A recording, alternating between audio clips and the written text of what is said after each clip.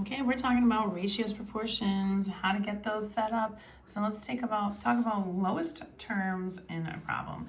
So we have Stan who made 24 sales in 6 hours. So what we're going to do is find out what is the lowest proportion there that we have, or the lowest ratio. So what we do is we set up the ratio how they tell us to set it up. So we're talking about sales to hours. So he got 24 sales in 6 hours, and if that's lowest terms, we want to write this in nice fraction format.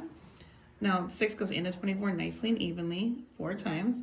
The reason why I'm writing this like this instead of just putting 4 is because you're talking about how many sales did he make per 1 hour.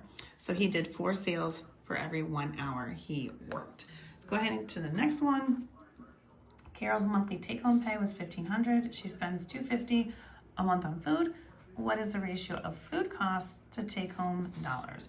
All right, so we're gonna start off again with what they're telling us. They are saying her food costs first, in this case, to her pay, or her take-home pay.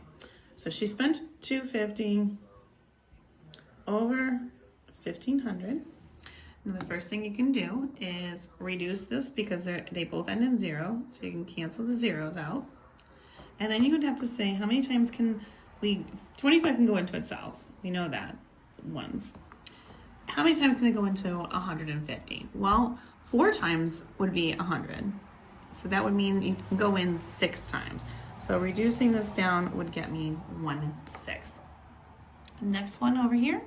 We have a toy rocket that travels 180 feet in 15 seconds. If we're trying to figure out how far it's able to go in just a ratio of feet to seconds, again, you want to talk about feet being the first number in my fraction to seconds in my second number. And so we have 180 over 15. And the first thing we can do is can we see if 15 can go into 180 nice and evenly. It does. It actually does go in 12 times. So if 15 goes into itself once, 15 can go into 180 12 times. So that means it can go 12 feet per every 1 second. The next question asks us about Phil. And there are 12 part-time workers and 18 full-time workers. What's the ratio of part-time to total workers? So keep track of these types of things. So when we are looking at something like this, we're looking at the ratio of part-time, so PT, and I hope if I can show it to you, to total. So the part-time amount of people that there was 12 part-time. Now total, they told us that there's 12 part-time and there are 18 full-time. So there's a total of 30 workers at this place. So then we would look and see, can I reduce this fraction any bit? They are both even numbers. We would see if there's a number that will go into both of them evenly. 6 does go into both of them evenly. Is that the highest? Well, what do you think? Is 6 going to be the best? If it's not, then that's okay. 12 divided by 6 is going to be 2.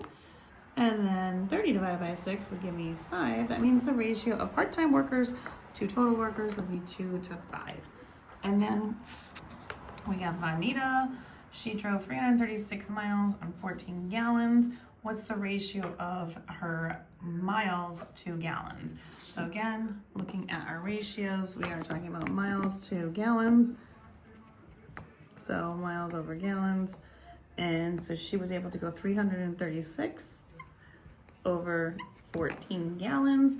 And again, if we're taking a look at seeing if they go in nicely and evenly, which this one does, 14 is able to go into 336, a total of 24 times. It goes into itself once. So I would be able to go 24 miles for every 1 gallon of gas I'm doing. If you want more questions like these, find them on my YouTube, Instagram, and TikTok at U1Algebra.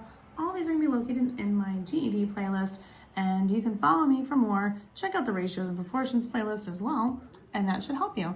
And don't forget to save this for later.